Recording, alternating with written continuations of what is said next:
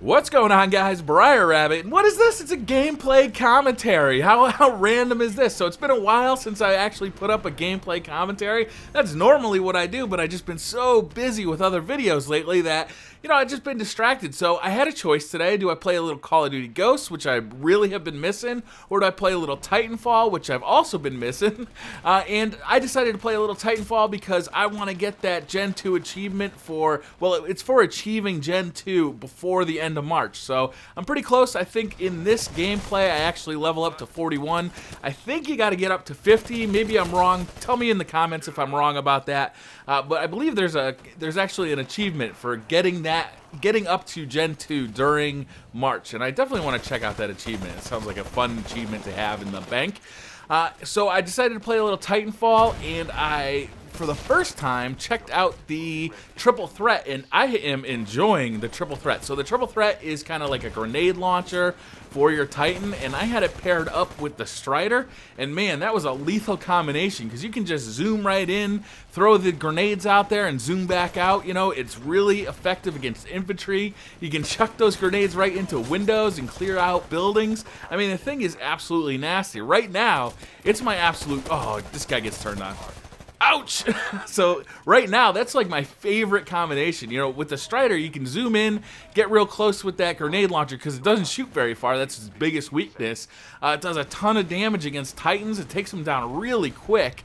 And it does a ton of damage against pilots, and the AI stuff. So I'm really enjoying that thing. So I've been super busy, and it's nice to be able to get back into Titanfall. I had forgotten how much fun I was having with this, and I'm a little bit behind the curve on this game. I still haven't fully learned the maps yet.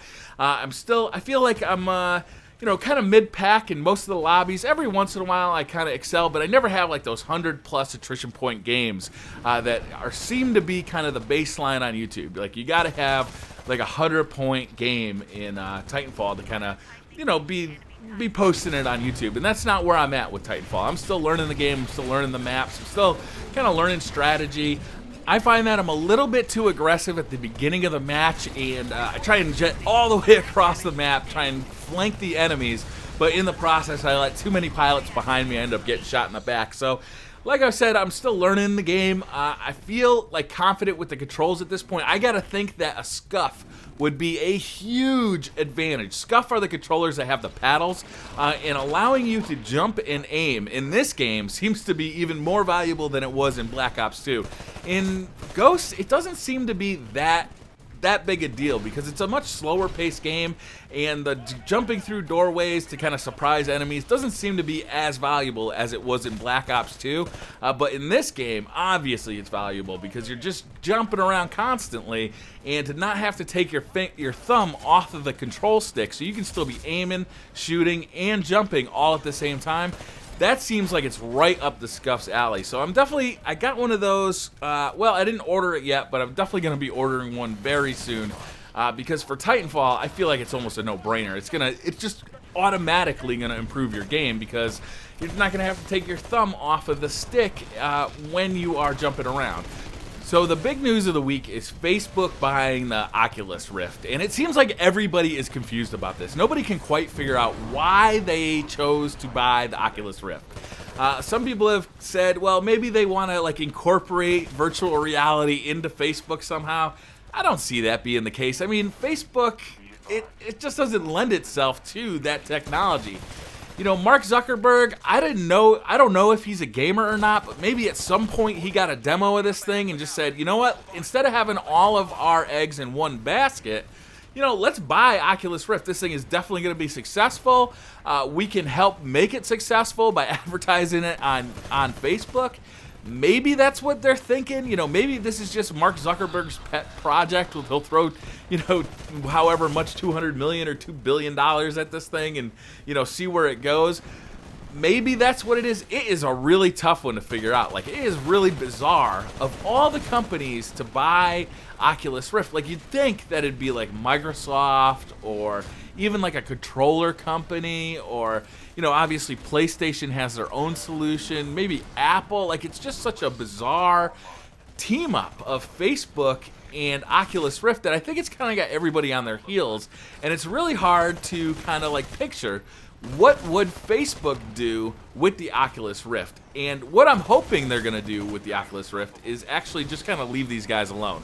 Like, they have found a technology that they believe in.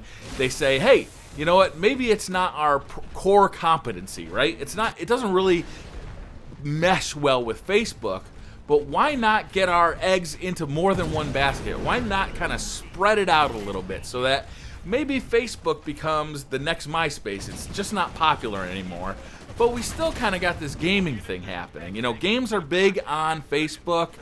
Maybe they kind of see that. Maybe there'll be like a bigger gaming explosion on Facebook, just besides just kind of like the party games and like kind of the little quick hit games. Maybe they're actually looking to make Facebook a gaming platform, which, you know, hey, that'd be cool. I don't have a problem with that. You know, it's no different than Steam, really. It's a social network with games on it.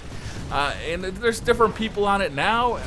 I don't know, though. This is all conjecture. It's just such a bizarre combination of companies that it's really hard to wrap your heads around. I know a lot of people are upset about this, right? A lot of people don't like Facebook. They don't like the way it sells you as a person, right? When you get a free service like Facebook or like Gmail, you are what is being sold. You know, if you're getting it for free, then you have to assume that the way they're making money is by selling you as a user. And that's what Facebook does, right? All those ads, they're basically selling you as a user to advertising companies. And you know, that makes a lot of people uncomfortable. A lot of people don't like using those free services just because of that. A lot of people would prefer to use, you know, a paid email service over something like Hotmail or Gmail, just because they realize that, hey, if I'm not paying for this, that means that I am the product. And, you know, that's disconcerting to a lot of people. And now, if you were excited about virtual reality, which I think a lot of people are, I know I am really excited about virtual reality. It's just, you know, now it's blended into something else, and that's a little disconcerting. So that's going to wrap this one up. Thank you guys very much for watching this video, and I'll see you guys next time. Bye.